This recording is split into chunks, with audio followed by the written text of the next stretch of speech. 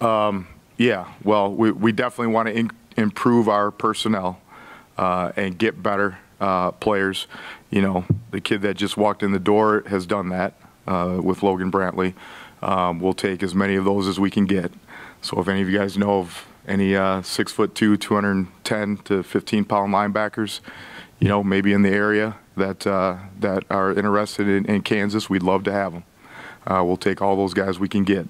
So I think there's one or two that I'd be interested in that they can come our way. We'll take all those guys we can get because they're going to help us. Logan is helping us significantly and will help us moving forward.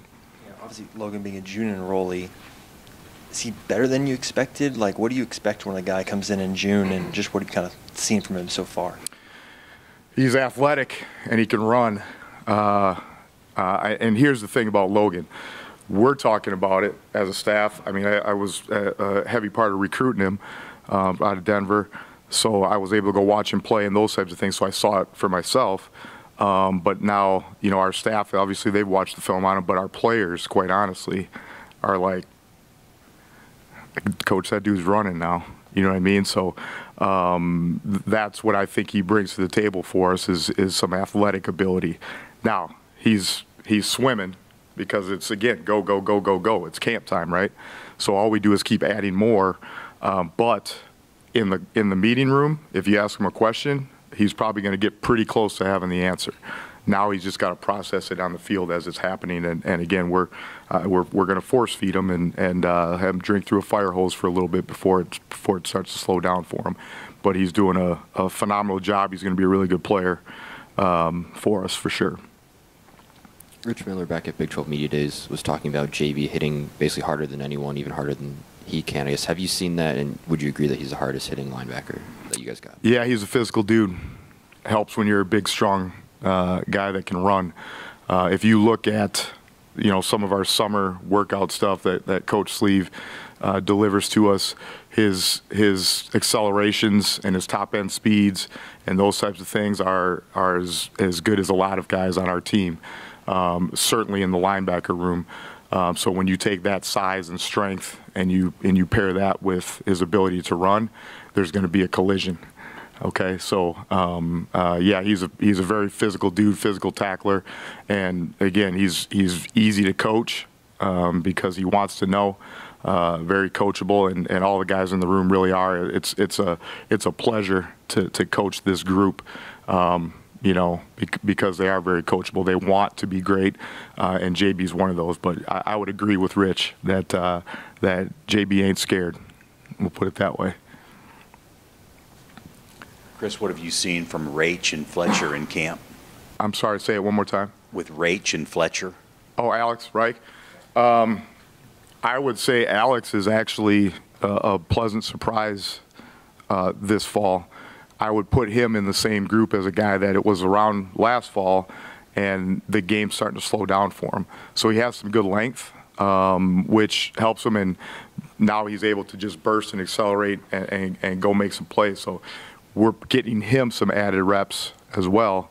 You know, now the thing with Alex is just positionally, he's in there with a Craig Young and a Jason Gilliam and some of these guys, but I think he's competing with them, if that makes sense. So he's certainly in that group of guys, and I would include him with the special teams characteristics that we want to have running around as well. But Alex is doing a great job. Tristan, same thing. He's coming along, right? He'll make some mistakes on occasion that he's got to clean up, and he knows that.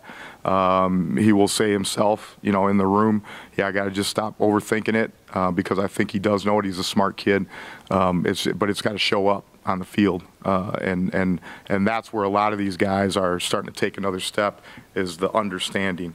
We've done everything we can to create more depth, whether it be through the portal with JB or in recruiting with Logan and whatnot. Now that depth has to take another step to perform on the field. We need some competitive greatness, you know, coming up with your best performance when you need it the most. So as a group, they're all working on that for sure.